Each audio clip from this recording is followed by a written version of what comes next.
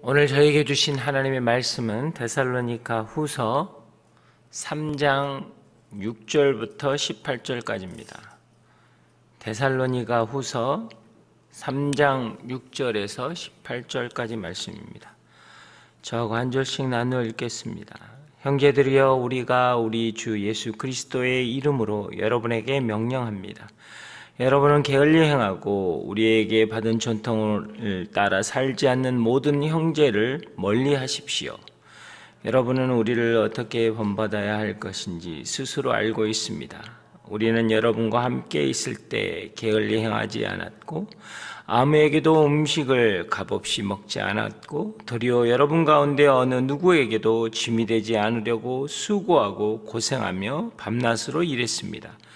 이는 우리가 권한은 없었어도 아니라 우리 스스로 여러분에게 본을 보여 우리로 본을 삼게 하기 위한 것입니다. 우리가 여러분과 함께 있을 때도 여러분에게 명령하기를 누구든지 일하기 싫으면 먹지도 말라고 했습니다. 내가 들으니 여러분 가운데 몇몇 사람이 게을리 행하고 아무 일도 하지 않고 참견이나 하는고 합니다. 그런 사람들에게 우리는 주 예수 그리스도 안에서 명령하고 또 권면합니다. 조용히 일에 자신의 양심을 먹도록 하십시오. 그러나 형제들이여, 선을 행하다가 낙심하지 마십시오. 누구든지 이 편지에서 한 우리의 말을 순종치 않거든 그를 주목해 구하 올리지 마십시오. 그리하여 그로 부끄러움을 느끼게 하십시오. 그러나 그를 원수처럼 여기지 말고 형제같이 권고하십시오. 평강의 주께서 친히 여러분에게 온갖 방식으로 항상 평강을 주시길 빕니다. 주께서 여러분 모두와 함께 하시기를 원합니다. 나 바울은 친필로 문안합니다. 이것이 모든 편지의 표가 되므로 내가 이렇게 씁니다. 다 함께 읽겠습니다. 우리 주 예수 그리스도의 은혜가 여러분 모두와 함께 있기를 빕니다. 아멘. 사도 바울이 데살로니가 교인들에게 두 개의 편지를 썼는데 두 번째 편지의 마지막 부분이 오늘 본문입니다. 결론과 같은 부분인데 어떻게 보면 지금까지 이야기하지 않았던 새로운 주제를 언급하는 것처럼 보입니다. 네, 겉으로 보기에는 굉장한 새로운 주제이지만 이 말씀들은 이미 강조했던 주제들을 연결해서 구체적이고 실제적인 어떤 적용, 그리스도인의 삶에 대해서 오늘 이야기하고 있는 것입니다. 먼저 6절을 보면 우리 주 예수 그리스도의 이름으로 명령합니다 라고 되어 있습니다. 곧 말씀은 여러분 선택이 아니라 필수라는 거예요. 말씀은 우리가 우리의 형편과 상황에 맞게 골라 잡는 게 아니고 어떤 상황과 형편 속에서도 임재하시는 그 하나님의 동일함을 경험하게 되는 것입니다. 그래서 우리가 말씀 앞에 대면할 때는 먼저 우리의 태도는 나에게 필요한 말씀에 대한 요구나 간구가 아니라 하나님이 주신 말씀에 대한 순종과 그거에 대한 여러분 붙잡힘입니다. 그게 우리가 말씀을 대하는 태도라는 것이죠. 오늘 이 말씀은 굉장히 단호합니다. 게으르고 무질서한 사람들에게서 떠나라 라고 되어 있고 또 14절에는 순종하지 않거든 지목해서 어울리지 말라라고 되어 있습니다. 이것은 왕따를 시키라는 개념은 아닙니다. 그러나 단호하게 하나님은 이 부분에 대해서 하지 않도록 이야기하고 있습니다.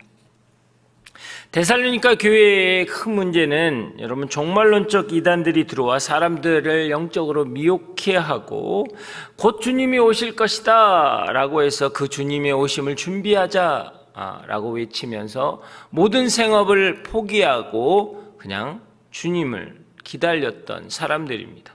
그런데 그 기간들이 오래되기 시작하니까 주님은 오시지 않고 시간은 길어지기 시작하니까 의식주 생활을 하는데 문제가 생긴 것입니다. 그래서 경제적인 문제가 생겼고 그걸 통해서 이제 옆에 있는 성도들, 가족들에게 굉장한 어려움이 되었기 때문에 오늘 이 게으름과 이 무책임함, 무질서함에 대해서 이야기하고 있는 것입니다. 그러나 종말론적 이단을 경계하라는 것은 맞지만 오늘 말씀은 좀 더 큰 그림에서 보아야 합니다. 데살로니가 전후서의 전체 주제는 무엇입니까? 세속적인 유혹과 교회 안에 종말론적인 이단의 속임수와 그리고 핍박과 환란이 있는 이 세상 가운데에서도 아름답고 참된 그리스도인이 되어야 한다라는 것이 여러분 주제입니다. 이런 맥락에서 보면 우리가 이 세상 가운데에서 참된 그리스도인으로 살려면 중요한 덕목 중에 하나가 게으르지 않고 무질서함을 극복해야 한다라는 것이죠. 그러면 이 게으름과 무질서함에 반대되는 말이 무엇입니까? 그것은 곧 성실함이라는 것입니다. 이 성실함에 대해서는 데살로니가 전서 4장과 5장에서도 잠깐씩 계속적으로 언급되었던 말씀입니다. 성실함은 세상에 있지만 세상에 속하지 않고 빛과 소금의 역할을 감당하며 살아야 할 그리스도인이 가져야 할 여러분 실제적인 영성입니다. 성실함은 참된 그리스도인이 가져야 할 가장 중요한 영성이라는 겁니다. 왜냐하면 여러분 참된 성실함은 하나님의 관계 속에서만 이루어지기 때문입니다. 오늘 본문은 6절, 7절, 11절 계속적으로 게으름에 대해서 이야기를 합니다. 여러분 게으름은 헬라어 원어에는 아타토스라고 하는데요. 이 아타토스의 뜻은 질서를 지키지 않고 명령을 따르지 않고 제멋대로 한다라는 뜻입니다. 여러분 성실함은 어떤 질서와 명령의 주체인 절대 권위가 있을 때만 가능하다라는 거예요. 성실함은 그냥 막연히 그 사람이 착하고 뭔가를 열심히 한다라는 게 성경적인 성실함이 아니라는 거예요. 분명한 반드시 지켜야 할 어떤 그 질서 그리고 그 명령, 그렇다면 이것을 주신 어떤 절대적인 권위, 그 권위 앞에서 그것을 따르는 것을 이야기하고 있다라는 것입니다. 권위의 존재로부터 주어진 삶의 명령, 질서와 가치를 지키는 것, 여러분 이게 성실함이라는 거예요. 인간에게 있어서 절대 권위를 가지는 분은 누구십니까? 하나님 한 분이십니다. 그래서 신앙인은 반드시 성실해야 하는 겁니다. 하나님께서 우리의 삶의 가치와 명령을 여러분 주셨기 때문이에요. 그래서 성실함은 사람의 성품이나 태도가 아니라 여러분 영성인 것입니다. 성실한 그리스도인이 되려면 무엇을 해야 합니까? 여러분 하나님을 향한 열심이 있어야 합니다. 로마서 12장 11절에 보면 성도들의 아름다운 삶에 대해서 말하면서 부지런하여 게으르지 말고 열심을 품고 주를 섬기라 라고 되어 있습니다. 성도는 어떤 사람입니까? 부지런히 게으르지 말고 즉 성실하게 열심을 품고 주를 섬기라라는 것입니다. 그리스도인은 무엇보다도 주님에 대한 열심을 품어야 한다라는 거예요. 예배 가운데 나오는 것도, 기도 가운데 나오는 것도, 찬양 가운데 나오는 것도 여러분 열심을, 전심을 다해야 한다라는 거예요. 그렇지 않으면 여러분 성실하지 않는다라는 것이죠. 그걸 다시 말하면 주님을 향한 뜨거운 마음이 있느냐라는 것이에요. 그 주님을 향한 뜨거운 마음이 있을 때 여러분 말씀에 대한 절대적인 순종과 헌신이 따를 수 있다라는 겁니다. 여러분 이것은 말씀은 율법이 아니에요. 말씀은 살아계신 하나님이에요. 하나님의 임재예요. 그래서 그 하나님에 대한 뜨거운 열정, 하나님에 대한 그 열심이 있을 때 우리는 헌신과 순종이 따를 수밖에 없는 거예요. 그래서 성실함을 다른 말로 표현하면 절대적인 신뢰를 바탕으로 하는 충성됨을 이야기하는 겁니다. 내 몸을 다 바치는 헌신을 이야기하는 거예요. 그래서 이 성실함 가운데는 하나님의 절대 권위를 인정하고 그분의 질서와 그분의 명령을 내가 열심으로 따랐기 때문에 그 사람을 충성된 사람이다, 그 사람을 헌신된 사람이다 라고 이야기하는 것입니다. 그래서 우리가 이 본질을 굉장히 중요하게 생각해야 돼요. 우리가 영적으로 게을러지기 시작한다는 것은 우리 안에 사모함이, 그리고 우리 안에 어떤 뜨거움이 식어가고 있다는 이야기예요. 예배를 드리는데 아무 감정이 없고 기도를 하는데 내 눈에 아무런 느낌이 없다는 것은 여러분 영적인 게으름이라는 거예요. 하나님 앞에 사모함을 잃어버렸다라는 겁니다. 하나님 앞에 열심을 잃어버렸다라는 거예요. 그래서 이건 너무나 중요한 것입니다. 사도 바울이 이 마지막 장을 기록하면서 영적 게으름에 대해서 이야기하는 이유가 여기에 있는 것입니다. 두 번째는 7절과 8절에 보면 성실은 하나님이 자신에게 주어진 공동체에 대한 이야기입니다. 공동체를 살리고 세우라는 거예요.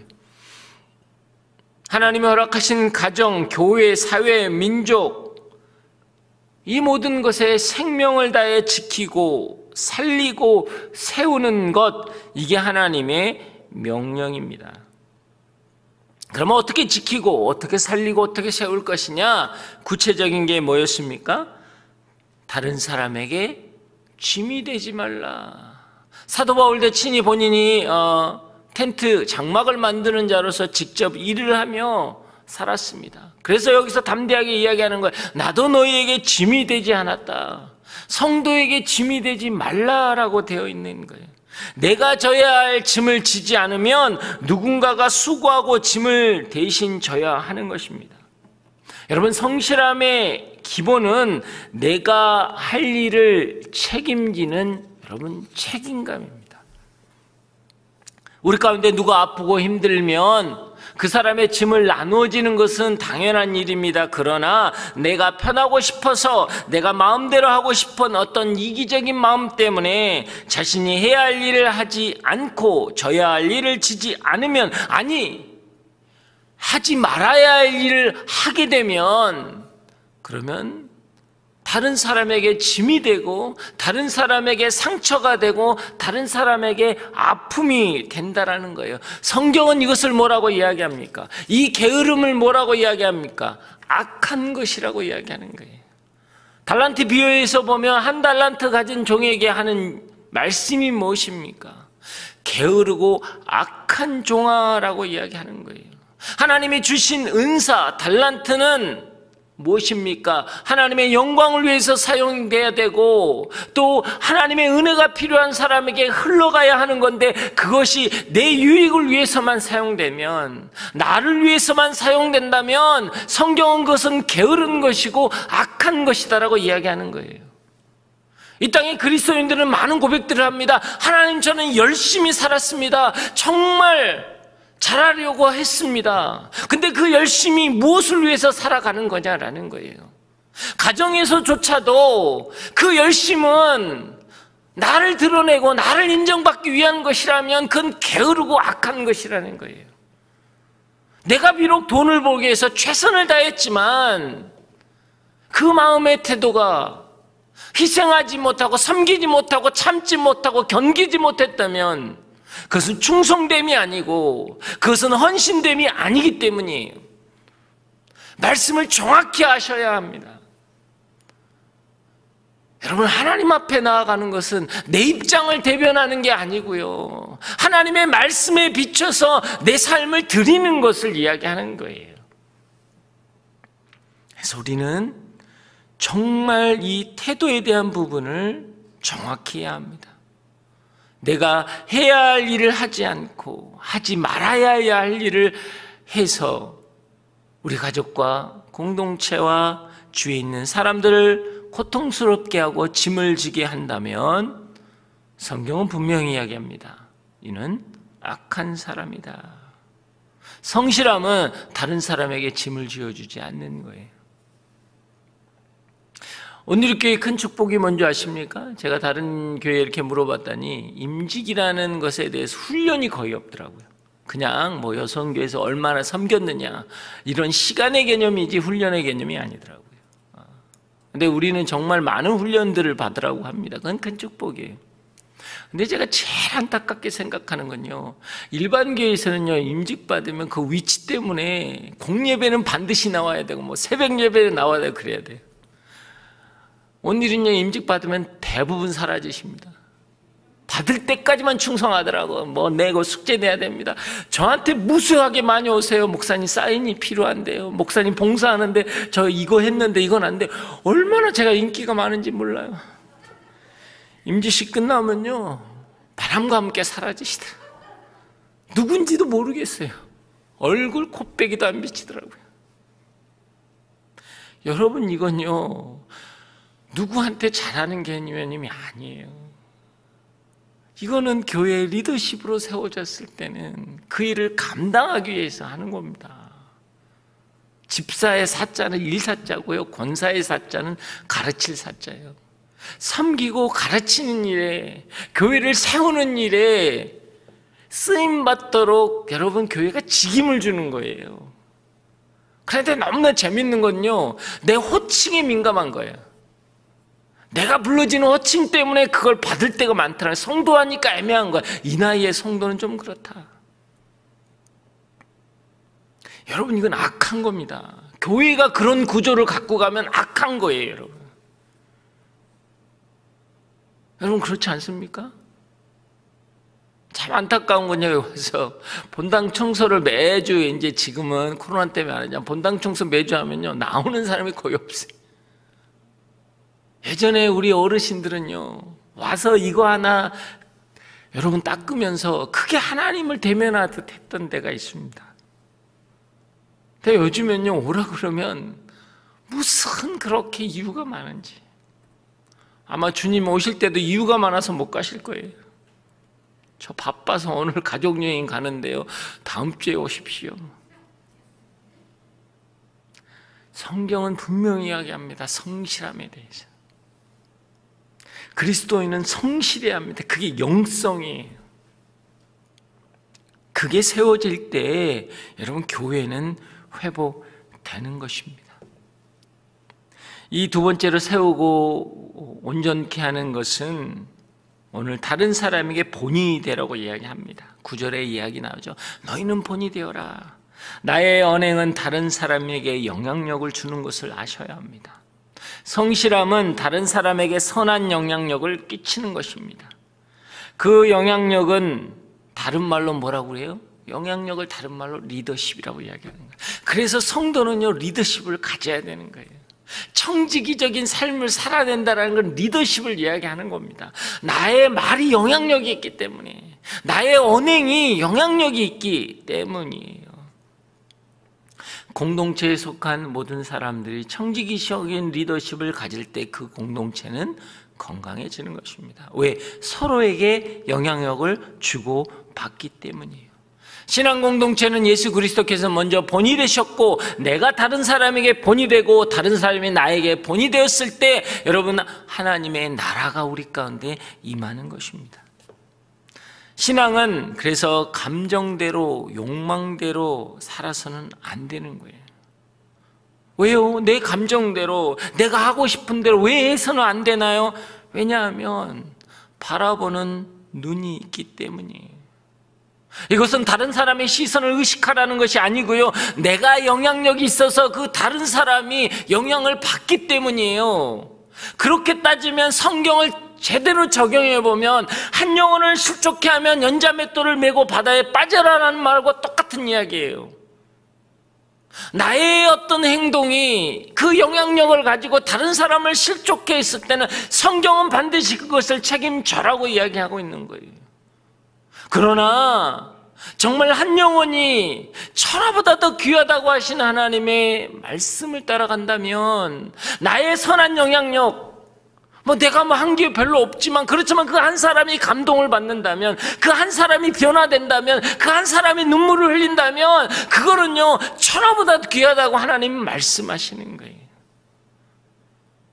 이게 여러분 영성이고 생명력인 것입니다. 사람을 보는 게 아니라 하나님을 보고 하나님의 뜻 가운데 살아내었을 때 나에게는 주어진 게 없을지라도 어떤 한 영혼의 변화를 갖게 되었다면 하나님은 그걸 기억하신다는 거예요. 우리가 그래서 주님 앞에 설 때 저는 무익한 종입니다, 제가 한 것이 없습니다라고 할 때 너가 묵묵히 섬겼던 그 자리, 그것 때문에 한 영혼이 회복되었다, 너는 천하보다 귀한 일을 했다 라고 하나님이 말씀하시는 것입니다. 그래서 힘들고 어렵지만 우리는 버텨야 합니다.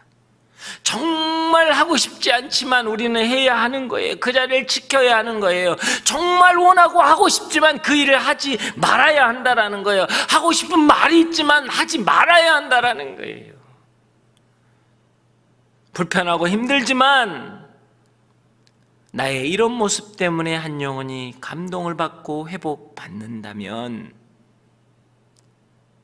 그것이 예배자의 삶이기 때문입니다. 그것이 성실함이라는 것입니다. 저도 이 차세대 사역도 오래 해보고 청년 사역, 차세대 사역 한 20년간 해봤는데요, 참 이 다음 세대를 보면서 가장 안타까운 영역 중에 하나가 그렇습니다. 다 그렇지는 않지만 요즘의 세대, 다음 세대는요 정말 자기 마음대로 무책임할 때가 많다라는 거예요. 굉장히 심각합니다. 굉장히 게으른 적이 많다라는 거예요. 이것이 시대적인 상황과 문화라고 할 수도 있지만 여러분, 이것은 이 세대가 타락했다라는 의미이기도 합니다. 역사적으로 타락한 사회는요 게으릅니다. 역사적으로 여러분 악이 물든 사회는 무책임하고 무질서하다라는 거예요. 여러분, 성실함을 그리스도인이 반드시 가져야 이 세상은 변하는 것입니다. 이 세상은 회복되는 것입니다. 사랑하는 여러분, 어떠한 자리에 있다라고 할지라도 하나님의 명령, 질서, 뜻을 버리지 않고 지킬 수 있는 성실한 그리스도인이 되시기를 주의 이름으로 축복합니다. 힘들다고 도망가지 마십시오. 하고 싶다고 해서 욕망 따라 하지 마십시오. 우리가 지켜야 할 자리, 그 자리는 성실함입니다. 여러분, 성도가 신앙을 가지고 제대로 바르게 구별되게 이 땅을 살아가는 건 결코 쉬운 일이 아닙니다. 사도 바울이 이제 도와줄 수 없고 이제 함께 할 수 없는 데살로니가 성도들에게 정말 이 험난하고 힘든 세상 한복판에서 어떻게 살아야 할지 마지막 영적 조언을 하고 있는 게 오늘 본문의 말씀입니다. 가장 중요한 본문이 13절입니다. 13절을 보면 그러나 형제들이여 선을 행하다가 낙심하지 마십시오 라고 되어 있습니다. 이 말씀은 사랑하는 성도들에게 기회가 있을 때마다 강조했던 이야기입니다.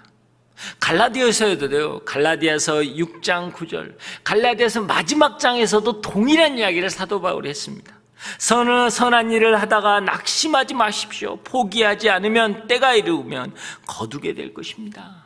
사도 바울이 모든 성도들에게, 모든 교회에게 하는 마지막 멘트 중에 하나가 뭐냐면 낙심하지 말라는 거예요.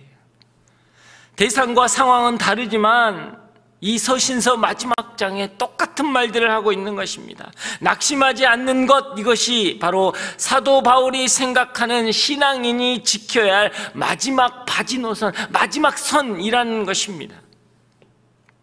그것이 또 고린도 후서 4장 1절 16절에 동일하게 나오고 있는 거예요. 성도들이 환난과 고통의 시간을 걸어가는 이 상황에서도 낙심하지 말아야 할 것이 가장 중요하다는 거예요. 여러분, 우리는 왜 낙심하지 말아야 합니까? 우리는 특별한 신분을 가졌기 때문입니다.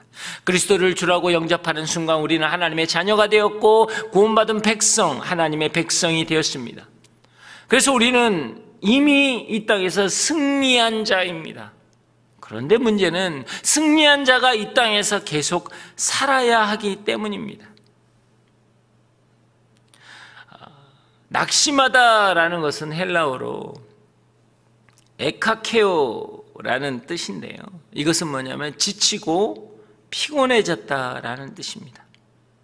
그래서 낙심하지 말라라는 뜻은요, 구체적으로 표현하면 지치지 말라라는 거예요. 영생을 소유한 하나님의 자녀들은 지치지 말아야 한다라는 거예요. 그러면 반드시 승리한다라는 것이죠. 그래서 사도 바울도 늘 자신에게 되뇌었습니다. 스스로 지치지 말자라는 거예요. 지치지 않으면 때가 오면 반드시 승리를 거둘 것이다 라는 것입니다. 무엇에 지치지 말아야 합니까? 이거는 그냥 나는 요즘 지쳤는데 힘들었는데 그 뜻이 아니에요. 무엇에 지치지 말아야 하면 선을 행하는 것에 지치지 말아야 하는 거예요. 선을 행하는 것 무엇입니까? 거룩하고 가치 있는 삶, 구별된 삶을 사는 데에 지치지 말아야 한다라는 거예요. 그러면 그 첫 번째 어떻게 지치지 않는 것인가? 14절에 나와 있습니다. 성도로서 거룩하게 사는 것입니다. 그리스도인답게 아름답게 사는 것입니다. 환난과 고통 가운데서도 그리스도인이 가치 있는 삶을 살아낼 때 우리는 지치지 않는 거예요.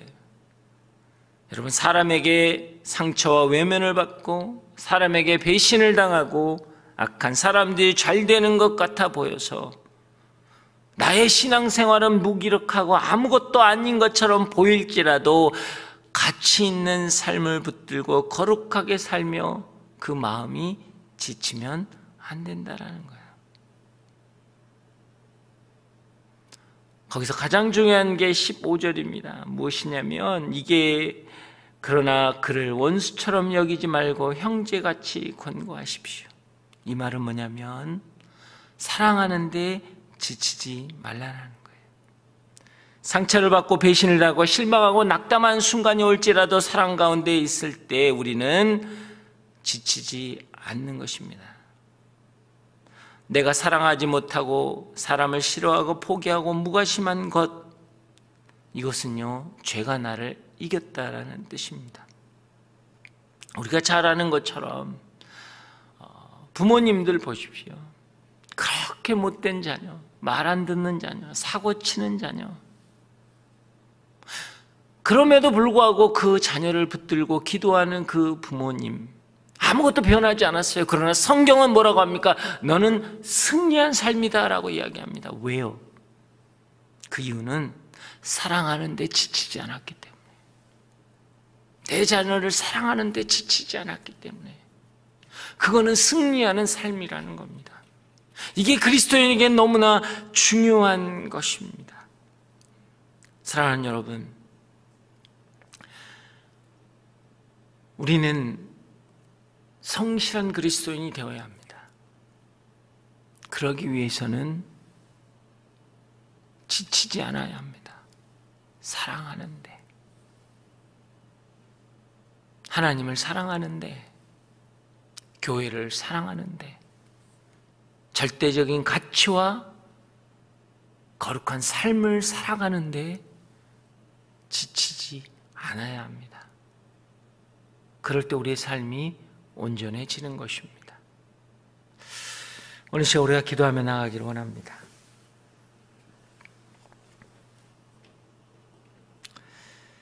하나님,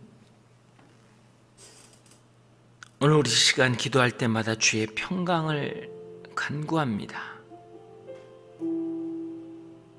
세상은 만만치 않습니다. 험악하고 냉정한 세상입니다. 그러나 오늘 이 시간 우리가 결단하고 선포합니다. 내 호흡이 있는 동안, 내 생명이 있는 동안 성실함을 놓치지 않겠습니다. 사랑하는데 지치지 않겠습니다. 주님, 우리의 마음을 붙잡아 주시옵소서. 주님, 오늘 이 시간 그 하나님의 마음을, 하나님의 말씀을 붙잡고 나아가는 인생 되게 하여 주시옵소서. 다 함께 주여 외치고 기도합니다. 주여! 하나님 아버지 그렇습니다. 선한 일을 하다가 낙담하지 말라고 말씀하셨습니다. 우리의 신앙을 지켜나가야 할 그 마지막 선, 그것은 지치지 않고 낙담하지 않는 것입니다. 우리가 이 땅에 살아가면서 이미 얻은 우리 그것, 이미 얻은 그 구원, 이미 얻은 하나님의 자녀, 청지기적 삶, 우리는 그것을 지켜야 합니다. 지치지 않고 피곤치 않고 우리가 그 길을 걸어가게 하여 주시옵소서. 하나님께서는 반드시 승리케 할 것입니다. 주님 역사여 주시옵소서. 성령의 오늘 시간 우리 가운데 임하여 주시어서 우리의 삶이 다른 사람에게 짐이 되지 않기를 원합니다. 우리의 성실함이 우리가 충분히 감당할 수 있는 내 가정에서, 내 자녀들에게, 내 배우자에게, 우리 공동체 안에서 하나님, 나의 책임을 다하기를 원합니다. 때로는 그 자리에 서 있는 것조차가 나에게는 책임감입니다. 견디어내는 것입니다. 눈물로 기도하며 그 길을 지켜나갈 때 하나님께서는 반드시 승리케 하실 것입니다. 주여 역사여 주시옵소서. 하나님께서 말씀하신 그 삶의 명령, 질서와 가치, 그것을 지켜나가겠습니다. 우리가 질서 가운데 있게 하여 주시고 하나님의 말씀의 명령 가운데 있게 하여 주시옵소서. 주님 역사여 주시옵소서. 성령의 오늘 이 시간 우리의 마음을 만져 주시옵소서. 아버지 역사여 주시옵소서. 사랑하는 여러분, 주님께서는 때마다 일마다 평강을 주시고 무너지고 넘어질 때마다 능력을 주실 것입니다. 그래서 가치 있는 삶을 포기하지 않고 사랑하기를 포기하지 않기를 원합니다. 오늘 하나님께서 우리에게 분명히 말씀하십니다. 사도 바울의 그 간절한 마음으로 우리에게 다가오십니다. 사랑하는데 지치지 말라 하십니다. 내가 언제까지입니까? 언제까지 기다려야 합니까? 언제까지 견뎌야 합니까? 그 견딤과 기다림이 하나님이 보고 계신다라는 거예요. 그 하나님은 오늘 이 시간 우리를 만지실 것입니다. 우리의 인생을 회복할 것입니다. 주님 역사여 주시옵소서. 말씀에 순종하는 인생 되길 원합니다. 하나님의 질서 안에 나의 것을 드리는 충성됨이 있길 원합니다. 주여 역사여 주시옵소서. 말씀 따라 사는 인생마다 회복이 있을 주여다. 주여 만져 주시옵소서. 다시 한번 주여 외치고 기도합니다. 주여. 사랑의 하나님 아버지, 그렇습니다. 진정한 평강은 하나님의 샬롬에서부터 나오는 것입니다. 우리가 지치지 않는다라는 것은 하나님의 평강, 하나님의 샬롬 안에 거하는 것입니다. 주의 평강이 내 안에 있을 때 우리는 지치지 않을 것입니다. 그 평강은 하나님께서 필요한 순간마다 때마다 우리에게 주실 것입니다. 그것이 약속이요 언약이기에 우리가 그 말씀을 붙잡고 나아가게 하여 주시옵소서. 매 순간 말씀 앞에 설 때마다 우리의 삶이 새로워지기를 원합니다. 우리의 성실함이 하나님 회복되기를 원합니다. 주여 역사여 주시옵소서. 거룩하고 가치 있는 삶, 구별된 삶, 그 선을 행하는 것에 지치지 않기를 원합니다. 주여, 때로는 우리가 사람에게 외면당하고 상처를 받고 배신을 당하고 악한 자들이 더 잘 되는 것 같은 이 세상 가운데 있어 우리의 신앙생활이 무기력하고 아무것도 하는 것이 없는 것처럼 보일지라도 주님 말씀이 우리를 붙잡고 계시고 우리가 연약한 발을 한 번 그 내디뎠을 때 그 발이, 그 행동이, 그 언행이 하나님 나라의 축복의 능력됨을 고백하게 하여 주시옵소서. 주여 역사여 주시옵소서. 하나님, 그렇습니다. 자녀가 그렇게 바뀌지 않고 힘들어하고 쓰러지고 무너질지라도 내가 오늘 이 시간 기도하면 그 기도는 승리하는 그리스도인의 삶임을 고백하며 나갑니다. 주님 역사여 주시옵소서.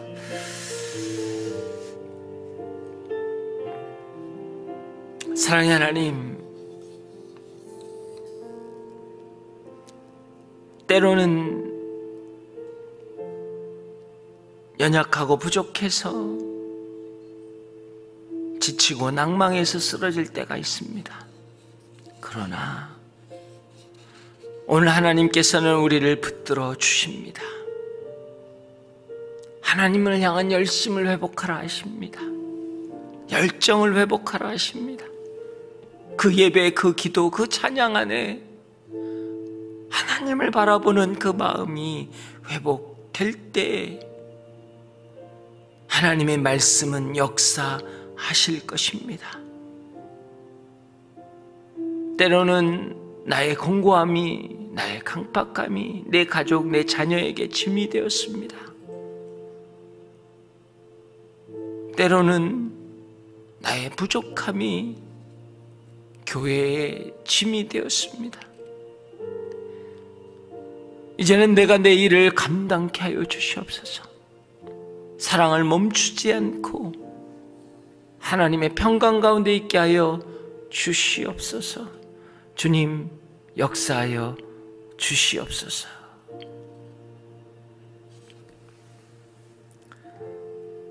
이제는 우리 주 예수 그리스도의 은혜와 하나님의 그 크신 사랑과 성령의 교통하심과 만지심이 오늘도 기도의 자리에서 내 자녀, 내 배우자에게 사랑을 멈추지 않겠다고 고백하는 머리 숙인 한 분 한 분 성도 위에, 그 가정과 일터 위에, 이 나라와 이 민족 위에 지금부터 영원히 함께 하시기를 간절히 축원하옵나이다.